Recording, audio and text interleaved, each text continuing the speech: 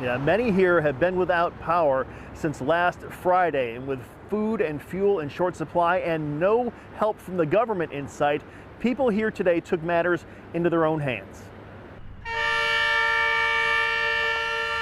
Loaded with all the provisions they could carry, about a dozen trucks made the trek up Stevens Pass to neighbors in need. There's like 4 houses on top of the mountain that don't have anything. Hundreds of people between Gold Bar and Skykomish left snowbound when the pass closed Sunday night as heavy snow brought down trees and power lines. Oh, no, I haven't had power for 4 or 5 days. I haven't had water for 3 days. I'm running on a generator, 1 propane heater. Pretty crazy. People in neighboring communities collected thousands of dollars in donations, water, food, and fuel, making sure these total strangers were taken care of. We're a hardy bunch, you know.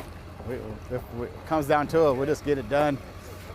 You can ask for help once and then you just get it done yourself. Now, many of these folks will bring the supplies even deeper into the mountains, where many remain unable to get out of their homes. For now, they're grateful for the generosity of their neighbors and for the simplicity of small town self-sufficiency. Brought me to tears, you know. I mean, people just don't do that anymore. You just don't hear about it, you know. And this just restores all the faith in humanity I've lost. I'm happy to be a Skykomanite, if that's how you say it. This is the type of help that just warms you when nothing else does. And it looks like those supplies came in just a nick of time, as we are in the midst of a pretty wicked windstorm here along Stevens Pass that is likely to bring down more trees and more power lines. Now, this whole thing has brewed up a bit of a political storm as well, with some asking whether Governor Inslee should have done more. With more on that, let's go to King 5's Chris Daniels. Chris? Yeah, Eric, Governor Inslee says he has spoken with the mayors of Gold Bar and Skykomish and says they never specifically asked for help, despite the stories that you're hearing further up the road, and he is defending the state's response. If you can't do it on the ground, why not attack the problem in the air? That was the strategy today from WashDOT, which had crews flying helicopters over Highway 2. And use their rotor wash to blow the snow out of the trees. WashDOT Secretary Roger Millard telling King 5 the agency used the technique to lessen the weight on the trees and power lines, which have created the emergency on the highway.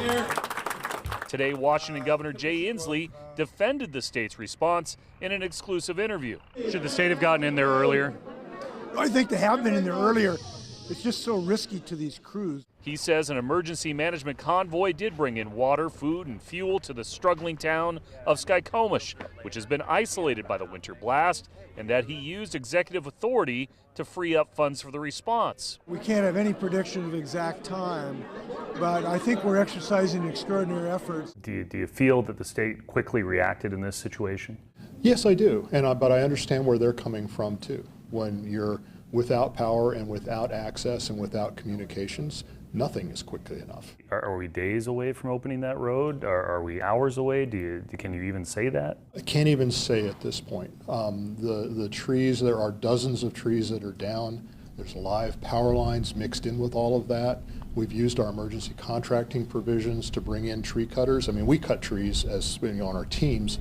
We don't have enough people, so we're bringing private people in to help with that. So you heard Millar and Inslee refer to it there, that they executed an executive authority to free up some funding so they didn't have to go through an RFP process to allow those contractors to go through and try and cut down some of those trees and get some of those power lines off the road. They say that was one of the ways they've tried to speed up the state response here along Highway 2. That's the story for now. Live in Monroe, I'm Chris Daniels, King 5 News.